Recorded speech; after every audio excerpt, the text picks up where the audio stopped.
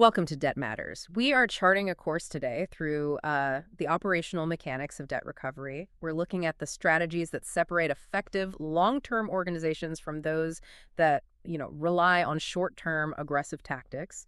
We took the framework you provided, the one focusing on the 3 C's of collections, and really tried to pull out the strategic gold. It's necessary work. I mean, this isn't just about demanding repayment. It's really about establishing a systematic, a repeatable practice.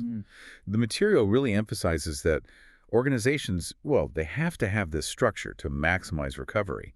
At the same time, they needed to shield themselves from compliance risks and, of course, to preserve the customer relationship. Right, and that's our mission here, to understand this foundational framework and analyze how organizations deploy these principles to achieve that difficult balance. Maximizing recovery, maintaining professionalism, and protecting the brand. The whole thing hinges on these 3 elements working together. Precisely. And the first cornerstone, the one that really makes everything else possible, is that first C. Okay, let's unpack that first principle. Communication. The material defines this as an essential starting point, not just some formality. Absolutely.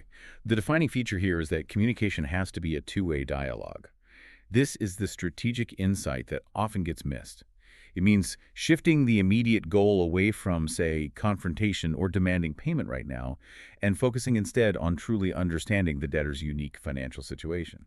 Why is that two-way aspect so important strategically? I mean, doesn't listening to excuses just slow the process down and let the debtor dictate the pace? Actually, it's quite the opposite if it's handled correctly. The whole goal of that initial dialogue is classification. Listening to the debtor's situation allows the organization to correctly categorize the debt. It falls into one of 2 critical buckets: inability to pay or unwillingness to pay. If the debtor just lacks the funds but has a history of paying, that's inability to pay. You deploy a modification strategy. If they refuse to engage unwillingness to pay, then you escalate. That rapid, correct classification saves enormous resources later on. I see. So the conversation is essentially a data collection tool. Exactly.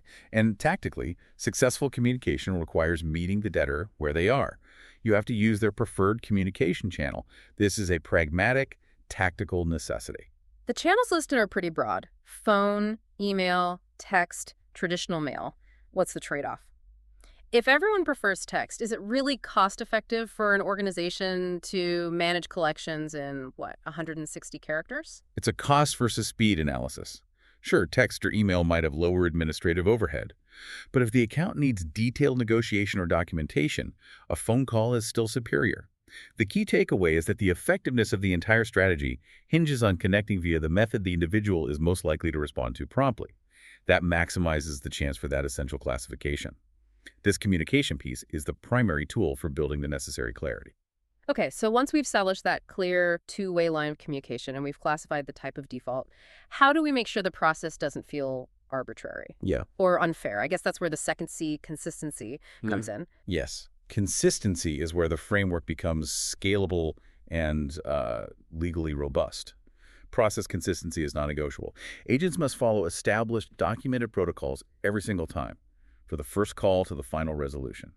And crucially, they have to strictly adhere to all legal frameworks. You mentioned legal frameworks. For those who might not deal with this daily, we're talking about rules like the FDCPA, the Fair Debt Collection Practices Act, right, when it applies to consumer debt. So that means organizations can't just call whenever they want. Absolutely. When we talk about consistency and legal frameworks, we are talking about strict adherence. Things like time of day restrictions for contact, limits on how often you can call, rules about talking to third parties. That adherence defines the whole operational blueprint. If an organization fails to enforce consistency there, they're just exposing themselves to costly litigation. But why should the debtor care about the organization's internal rules? If I owe the money, isn't that consistency just an administrative thing for the collector? It directly impacts the debtor because consistency builds trust, even in what can be an adversarial relationship. When processes are predictable, it removes uncertainty for them. They know exactly when a call might come, what the notification process looks like, and what happens if they don't pay. If one agent offers a deal and the next one takes it back, that inconsistency just destroys any willingness to cooperate. So the structure acts as a predictable roadmap for everyone involved. What about timing consistency? How granular does that structure need to be? Extremely granular. Consistency of timing means the organization needs a standard for when a payment is officially overdue and precisely when collection steps get initiated. For example, is a notice sent on day 5 or day 7 after the due date? That timeline needs to be identical across the entire portfolio for that debt type. This uniformity is crucial for fairness, and tactically, it's vital for accurate data reporting to credit bureaus. Without it, your data integrity suffers. Okay, so if C1 establishes the individual problem and C2 establishes the standardized rules of engagement, how do you apply that rigid structure to someone's unique circumstances? That must be where the third C comes in, customization. This is the strategic lever that really maximizes the recovery rate. The material is very clear on this. A one-size-fits-all approach is just ineffective, and it could damage long-term goodwill. Every debtor's situation is unique. So to enable customization at scale, they can't look at every single file by hand. What's the mechanism they use? That mechanism is segmentation. The organization divides its entire debtor portfolio into smaller, manageable groups based on predefined, data-driven criteria. What kind of criteria are we talking about here? Can you give us a rundown of what that looks like? The segmentation criteria are highly data-driven. They include the obvious things like payment history and the amount owed, but also, and this is critical, a behavioral score. Let's clarify that. What exactly is a behavioral score in this context? Is it just a fancier credit score? Not exactly. A behavioral score is an internal predictive data model. It isn't a moral judgment. It's an assessment based on past client history, their actions, their responses to previous communications, demographic data, and it tries to predict the likelihood of future payment within a specific window, say the next 30 days.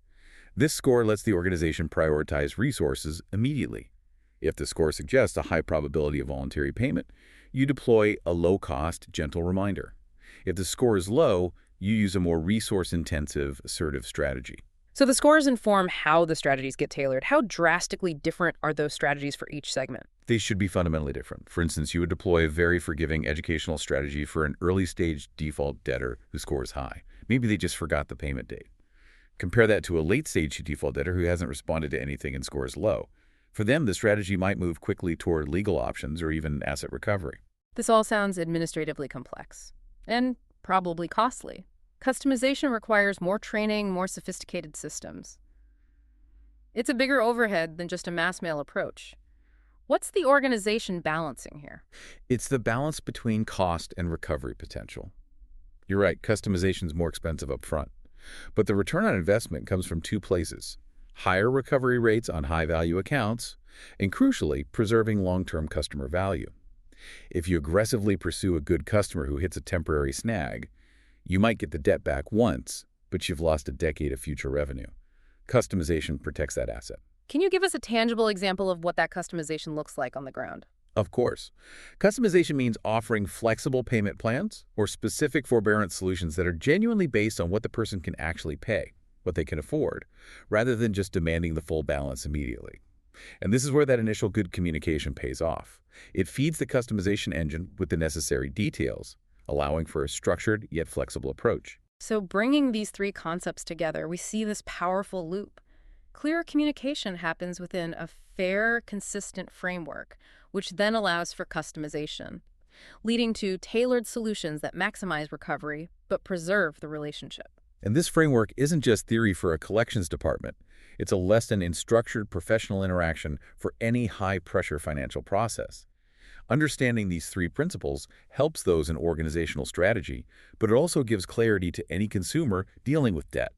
It defines what professional recovery efforts should look like. These concepts really reinforce the idea that successful financial interaction, even under stress, relies on structured professionalism, on reliable data and dialogue. It does. It moves the conversation from debt collection being a blunt instrument to being a precise, data-driven operational skill. Now, here's a final thought for you, the listener, to mull over.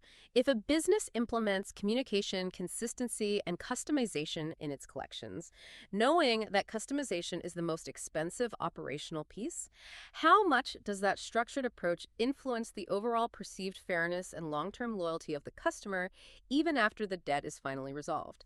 Is the cost of customization truly an expense, or is it simply a delayed marketing investment? Something for you to consider the next time you encounter a structured business process.